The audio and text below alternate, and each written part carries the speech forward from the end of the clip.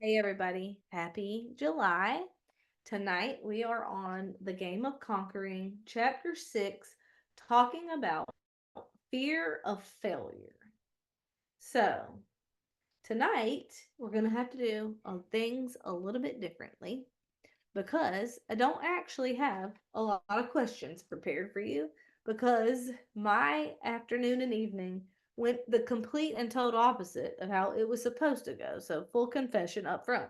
So, what I would like to do though is for you to tell me what you highlighted, why you highlighted it, why it stood out to you, and how it's going to affect change in your life or in your business.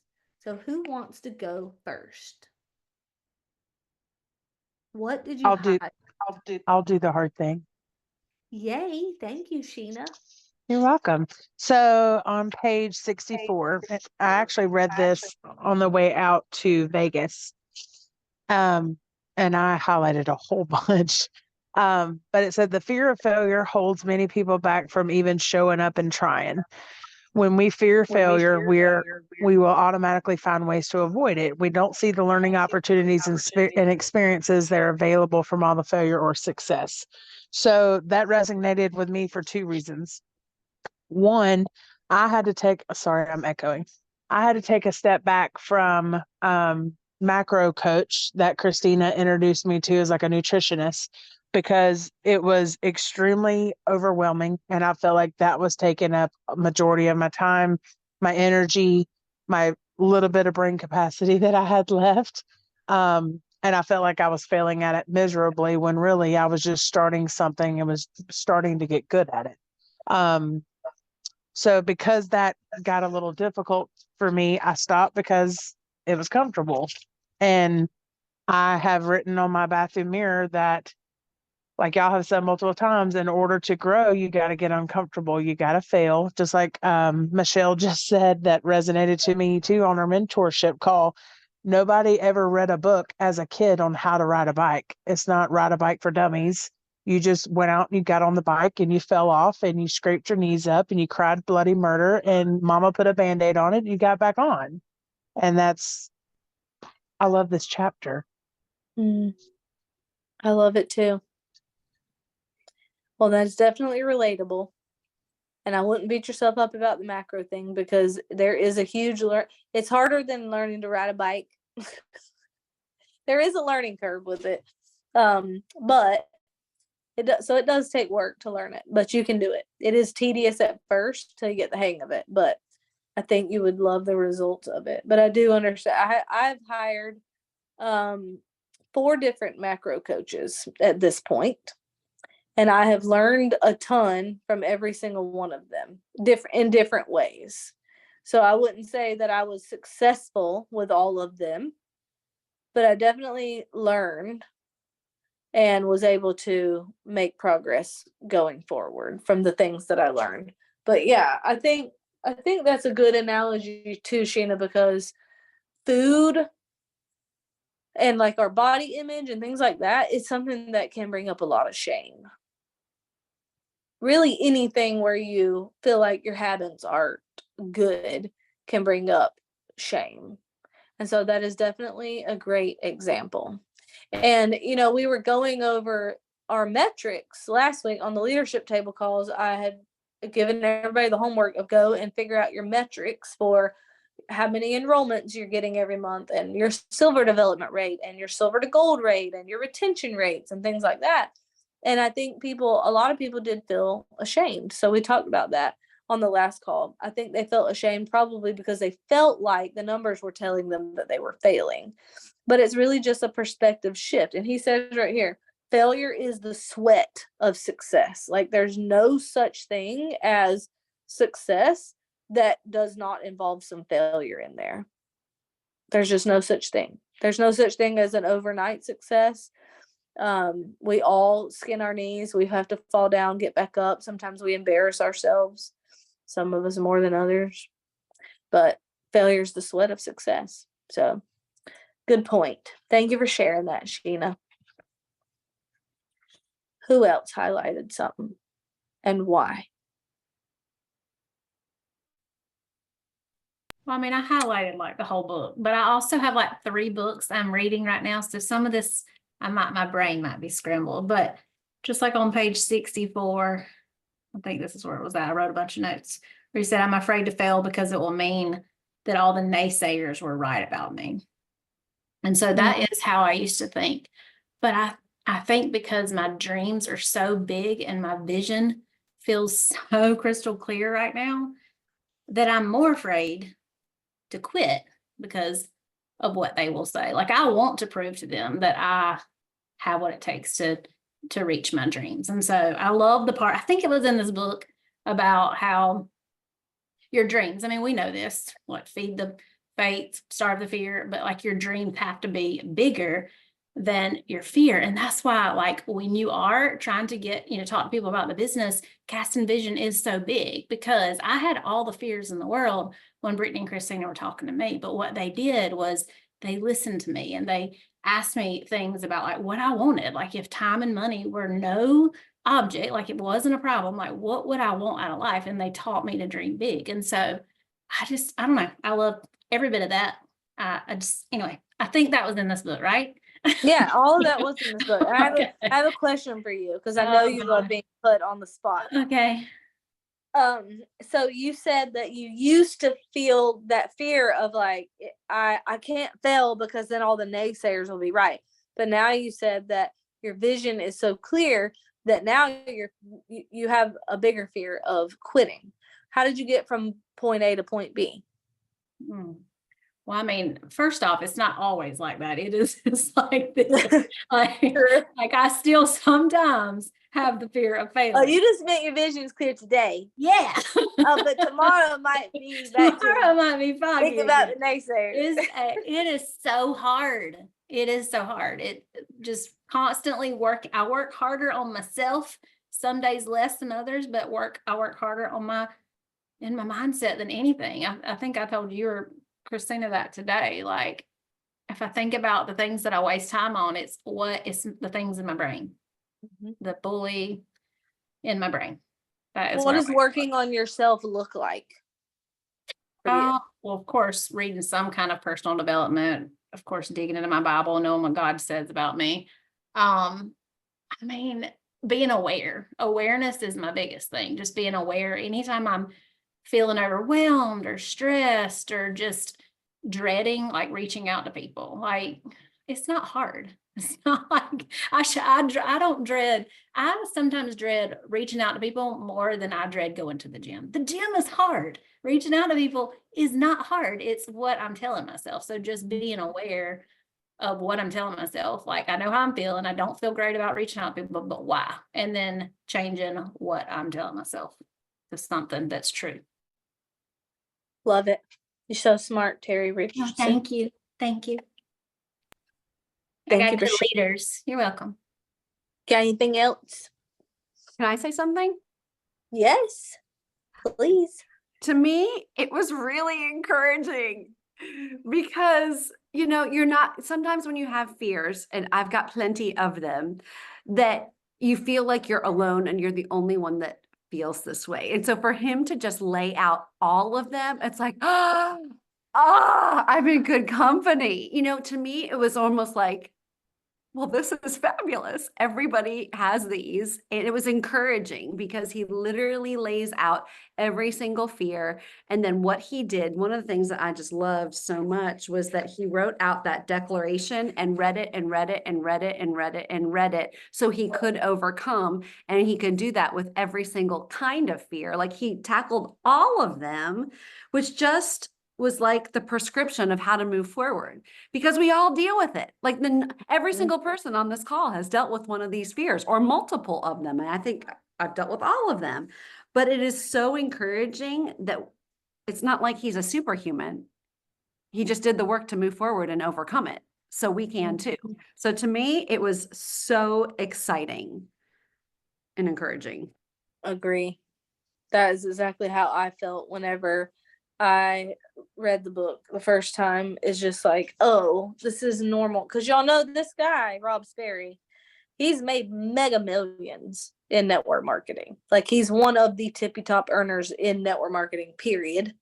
I don't think he's not still building in network marketing. Now he helps network marketers build, but one of the top recruiters in the industry.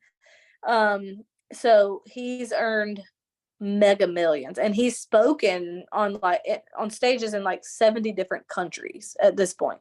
So for him, knowing that, reading just how normal it is, all the things that I feel on a daily basis, it definitely encouraged me too, Michelle. I totally agree. Can I say something, Brittany? Absolutely. Okay, I wasn't sure if you're like getting ready to move on, but I think besides John Maxwell's book on was it the 15 something of growth, this book really speaks to me. In fact, I'm making sure I don't cry, because I totally relate to him with the whole school thing. Oh, There's a form math dyslexia, and I do not understand math. So I've allowed it to keep me from doing so many things. So I started cutting school in kindergarten because I just thought, well, I don't want to be here. It's not working for me. So for 2 weeks, I was walking home by myself, and then the school called my mom to try and figure out, or to say, hello, Mrs. Sullivan, we're just checking in. So I just found ways to cope. And so I think, that's great that I have found ways and I'm creative and all of that. But what I realized from reading this book is that I've been more a survivor instead of a conqueror. And so I just, I want to move on from there. And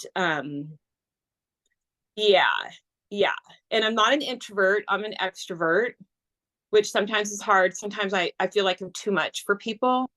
But yeah, so this is a huge section for me, trying to figure it out. I have a really hard time managing my time. And I just listening to this, and then listening to Bob Healy said something yesterday, something quote you guys probably have all heard and shared, that everybody has the same time in the day, but the only difference between those who are being successful is they manage their time.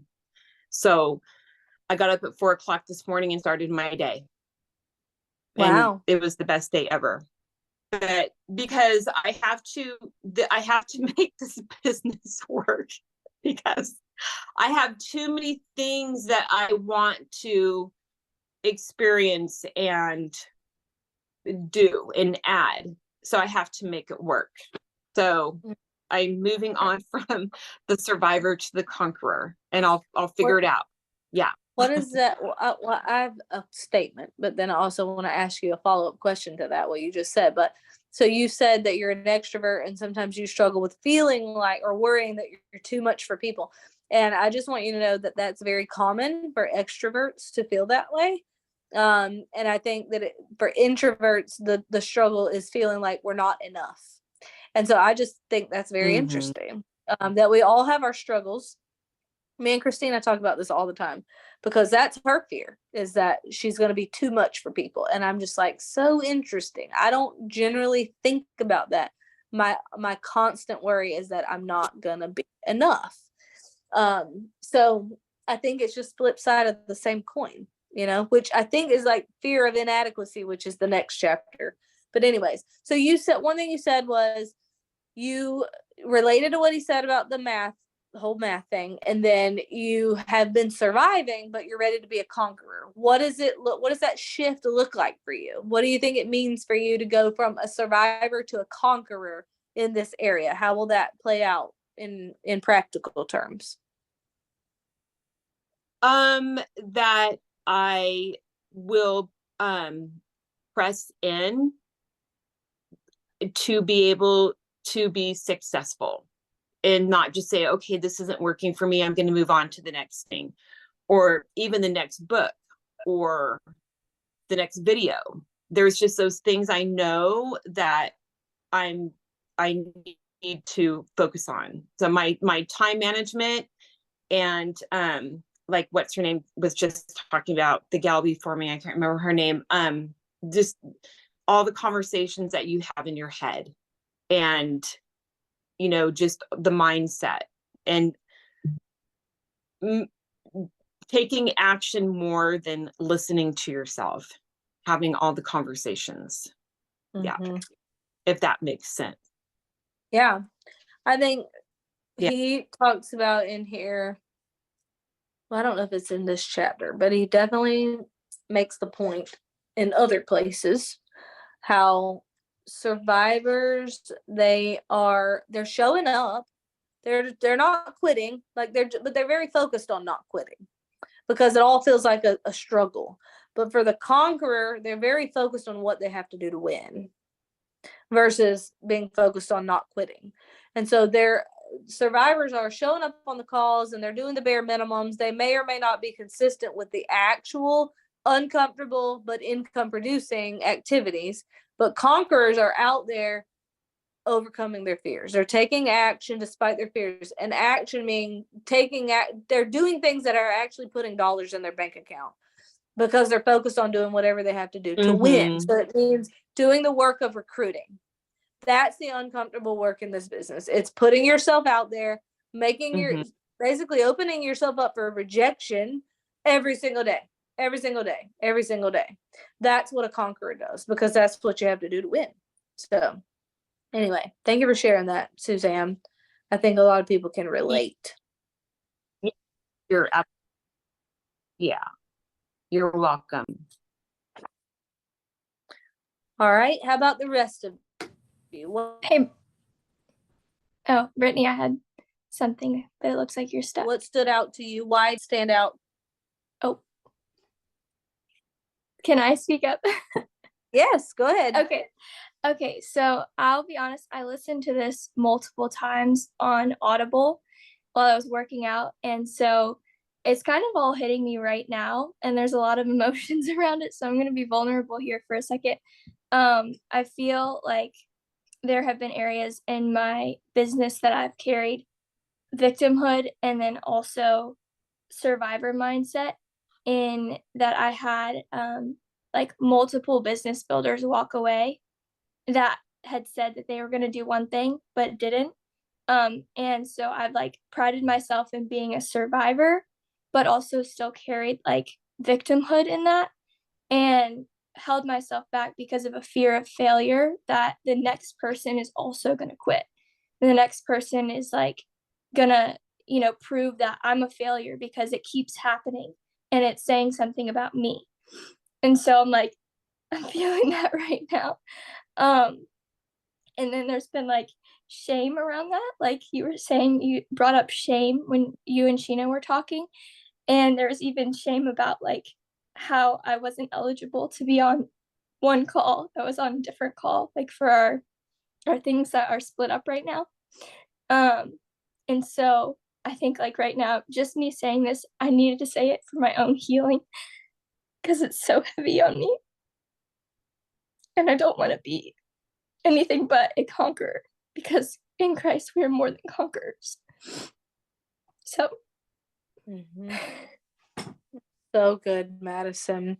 Well, it is painful when people walk away, and it is very easy to make it mean something about us, especially if it's several at the same time, especially more if they were your friends. That can feel like personal rejection. But have you listened to my podcast, Madison, called Is It You or Is It Them? Why People Quit? I think so. Was that a while ago? Yes. Probably.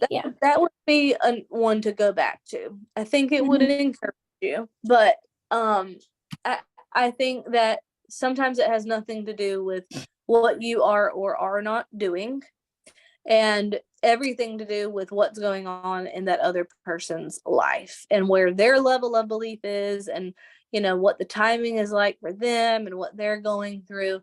And they may come into the business thinking it's one thing, but then they realize it's another thing, and they just don't have the belief to sustain their dreams. And that doesn't have anything to do with you. And so, I mean, I've had many people quit on me too, and I know how painful it is and how insecure it can make you feel and even ashamed.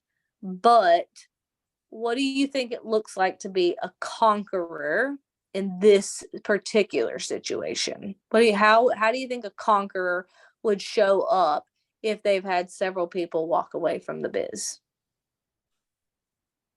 Yeah, I think moving forward, like not allowing the fear of failure to hold you back and showing up with confidence, knowing that there are people out there and then I'm going to find those people. And it says the conqueror mindset, they see failure as a valuable tool for growth.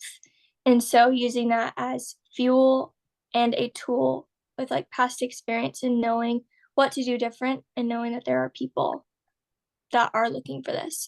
And I, even after convention, I came back so fired up and have already sent out like multiple business messages, have had good conversations going. So I know where I'm going with this. I have hope. But I didn't realize all of that was still pinned up. Yeah, I totally agree with all of that you just said. And I think also, Madison, when you find 2 or 3 more people who are like you will fly through the ranks. And I think in the beginning stages of our business, we tend to trust people. Like when you're a person of integrity who does what you say you're going to do, you generally trust other people to do the same thing. And when they don't, it's shocking, it's hurtful, and you don't understand it because you can't really relate to it. You can't really wrap your mind around why someone would not do what they said they were going to do or why they would quit, but there are many people out there who are like you. And when you find 2 or 3 more of those, you already have one, your mom, but you find 2 or 3 more people like you, find 2 or 3 more Madisons, you're going to go to the top. You're going to go to the top. And they are out there and they're looking for an opportunity and they need community. They need what you have, but you do have to walk in confidence and you do have to go out there and find those people. Yeah. I think to answer your question, then that would be confidence for me. Walking in confidence, knowing that they are looking for this.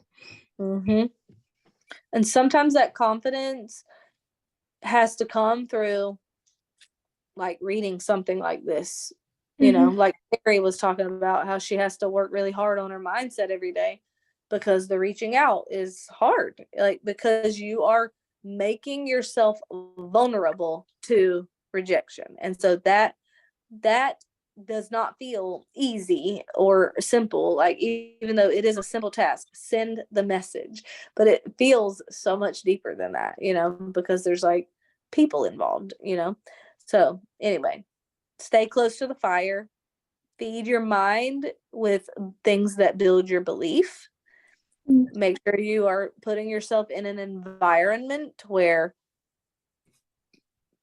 you're not feeding the negative thoughts. I mean, you do need to pay attention to how you feel after you have spent time with certain people. Like, are they building your belief that your dreams are possible, or are they just making, staying comfortable normal? Pay attention to things like that. All those things matter. Well, thank you. Thank you for speaking up. I think a lot of people relate to that struggle, girl. It's very normal. But I'm excited to watch you conquer.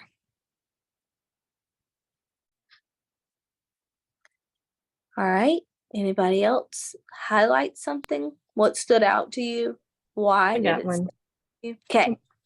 I got one, Brittany. So at page 74, yeah, Sheena, I think both Sheena and Terry said highlighted like the whole book, but tried not to do that but it says choosing to embrace the conqueror's mindset isn't easy. It's always a choice, and sometimes it's a hard one to make. It's like, yeah, it is.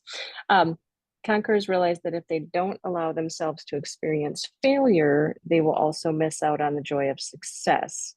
They open their hearts and embrace all the emotions of life, even the painful emotions that come from failing. Conquerors let those feelings pass through them, learn from them, and then they let them go. They don't hold on to things that are damaging to their soul. And so, like, I asterisked that because I'm like, okay, I get all of that and it makes total sense to me. And then I went, and how do you let them go? Because, so, I mean, I read it, I say it, I recognize the truth in it, right? And then that's still something that Michelle said on the last video, like, I'm a feeler, which is fine. And I appreciate being an empathetic person. There's value in that. And there's, you know, it can also be a curse too, where I will get stuck there. So part of my journey to conquering rather than just surviving is the letting go of those feels thing.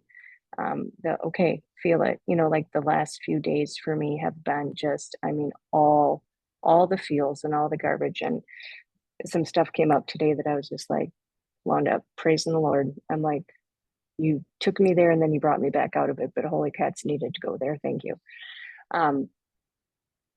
Yeah, learning to find a way to get out of the feels and back into truth, you know, thoughts that are true. So that has got like all kinds of stars in the book for me, because I'm like, okay, this is somewhere that I need to work on. Yeah, I have lots of thoughts on this, Jen. So I highlight the same thing. It stood out to me too.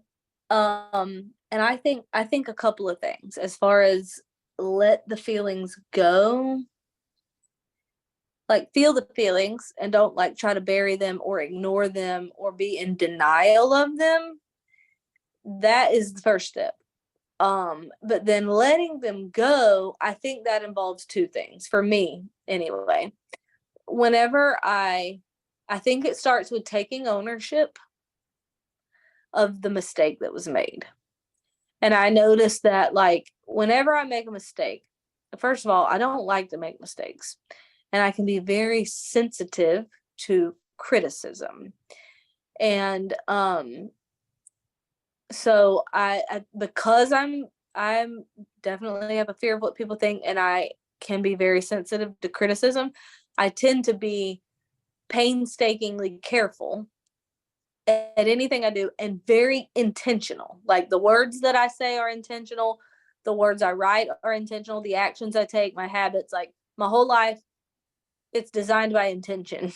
I want to do everything just so. Not that it has to be perfect, but I just want to make sure I'm doing the right thing, because criticism is painful to me. It is. And when it comes, I think my first tendency may be to want to justify, like, yeah, but yes, that I did do that, but here's all the reasons why, and it was okay. Like, I want to justify it because it's painful to me that I actually made a mistake or that I did something wrong. Sometimes it's not a mistake. Sometimes it's just like I flat out did something wrong. You know, I mean, I'm a sinner.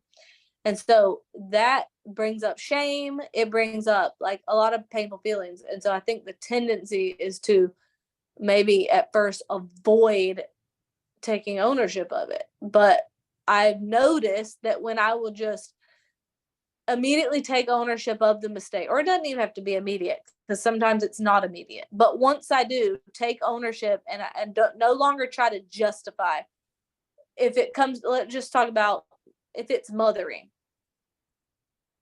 I yelled at my kid, or I was harsh, or something, you know.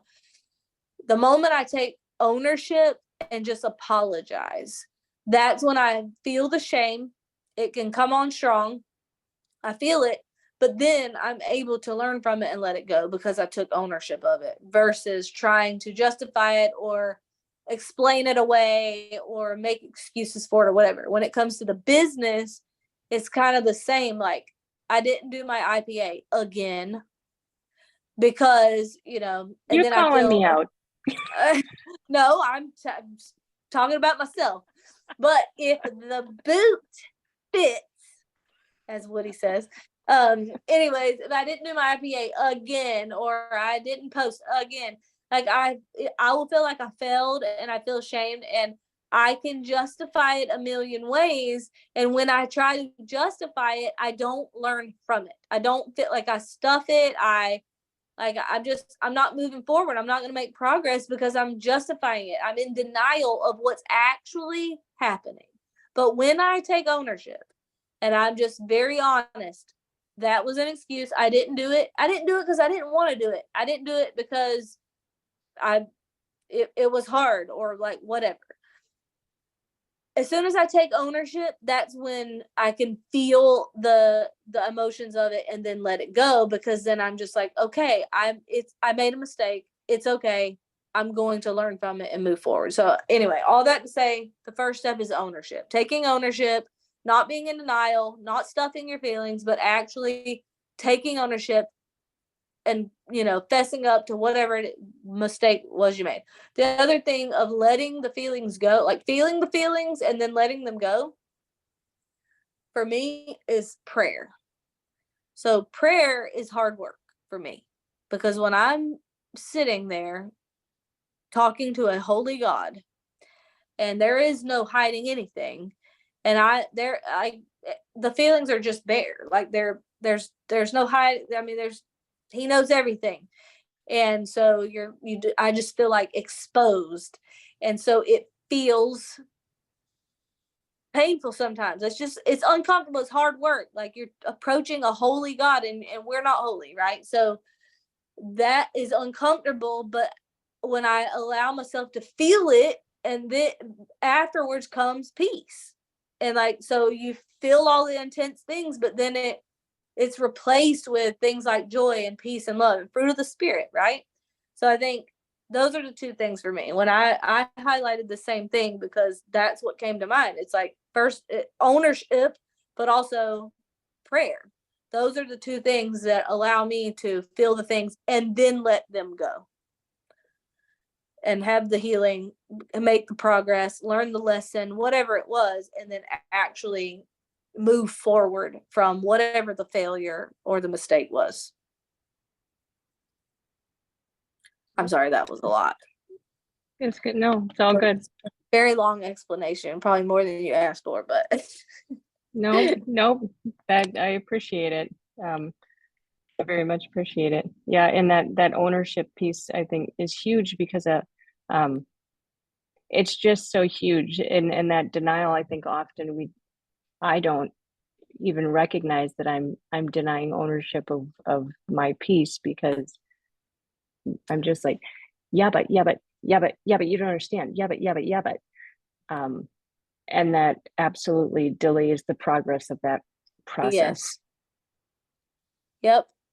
And it's not you allowing yourself to be confronted with your own, shortcomings or whatever. It's just like, as long as you try to justify it, you won't feel the feelings, and you definitely won't let them go. And it's almost more comfortable there, because that denial sometimes can be comfortable, because if I own it, then, okay, well, now I own it. Now I'm responsible for it. Now I get to do something with it. And I didn't do the thing to begin with because I didn't want to do something with it. Right? I mean, if we unwrap it. Yeah. Yep. So growing up, I guess. Yep. Well, thank you for sharing that, Jen. All right. Who else? Who else highlighted something? Okay. Okay. Page 64. Before the Okay. victim mindset. At times, this fear keeps us tethered to the past mistakes and regrets. It will keep us locked away from the world to not only avoid it, but the people in it. It will keep us from making decisions and moving forward. So here's what's crazy. I make decisions and I move forward, but those past mistakes and regrets have such a hold on me until I started seeing the Christian counselor. And so that's, this business, and that's why I keep saying this over and over, is this business will bring out things in you that, you've tucked away. And, and I thought, I'm a conqueror. I'm more than a conqueror because all of the things I've been through. But at the same time, I'm in survivor mode. And, my thing is I've always, and I've said this to you, I believe, and Katie knows, is I always get to a certain point, and as soon as it gets hard, I quit. I did that with my marriage. I did that with multiple network marketings, jobs, all those things. And with this, it's like, I'm no longer a quitter. So what I'm learning through counseling is, again, just like you're saying, is see those the things that happened to me in my past, those are mine. They did happen to me, and they are what brought me to where I am now. But they do not mean anything about me, and so, like, tracking and doing the time blocking, it's just been crazy for me to because I've never had to do that before. And where the fear was coming in is, okay, I'm getting older. I'm getting, whatever, I'm making all these things about that, it's making it about me. And what Charity has said is, no, it's freeing me up to be the creative, passionate person that God has me to be. And so I'm letting go of that fear. And now what I'm doing is I'm learning what works for me, and I'm allowing myself to be a beginner. And that's been a fear of mine, is I can do things quick. I can learn quick, but I'm 55 years old. Why am I learning something new? And it's a constant battle. But I can see just the light bulb that has gone off through counseling, but even after convention and after talking with you. And of course, I talk to Katie all the time. I tell her everything. I tell her, here's where my mind is right now. I don't need you to tell me anything. I just need you to know. I need to get it out there. I need to say it and be, of course she does always come back, which I'm grateful. Sometimes I don't like it, but what I'm seeing is I can now no longer be the victim, and I can now be the conqueror, and I can move into that. And that's who I am. That's who I am now, is the conqueror. But talk is cheap, so the action is coming with it. So I don't know if any You're of that doing made a great sense. job. It does make sense. And you're doing a great job, Amy. And I'm proud of you for pushing through the hard things in your business. Because, at first, you did have a lot of success very quickly. And now you have to work really hard to move toward your goals. You're having to learn new skills and get out of your comfort zone and all of the things that success is made of. And you're doing it. And you are making progress, and you're learning. And not only that, you're growing. Like, you're growing as a person. And it's so obvious how far you have come. It's so obvious. Like you said earlier, that you used to quit anything as soon as it got hard. But you haven't felt like this was a cakewalk in a long while. And you're pushing through. Like, you are doing what it takes to win. And you are determined you're going to figure it out. Like, I sense determination. I sense that drive and just the hunger to grow. And that is definitely noticeable. So I'm very proud of you. Very, very proud of you. Thank you. I'm proud of me too. You should be. You should be. So Thank you for sharing. Yeah. This is Randy. Hey, I hope I've got the deepest voice on the call, but anyway, so I just want to make a comment about what Amy said about age and about why are we still growing at this. And so most people don't become millionaires or what we think of overnight success or whatever until they reach their 50s. And that is widely studied and widely, documented. And so the age piece of it is not a big deal at any point. The good thing about this is at 55 or, however old you are, most of you ladies are still in your 20s, which is fantastic. Y'all still got a lot of mistakes to make, but you at my age at 48, I've got enough people and enough problems and enough issues that I've had enough success or enough failures for people to know that, hey, he's going to get up. You know, he's going to make it through. Amy's the same way. I knew Amy long before this opportunity ever came my way, and she was the same then. She could fix pretty much anything you hand her a task, she could handle it. And so, you know, her what she sees in herself is certainly not what the people around her see. The thing they see, the thing that she's striving for, and that's all they see. They don't see the other negative things that she was talking about. And really and truly, they don't care. They know they love her, and it's the same with everybody else. Is that the people that you are truly friends with and truly are building relationships and you know opportunities like this, but they could care less what your photos are. You know, we talked about it on the last call. They're only focused on themselves.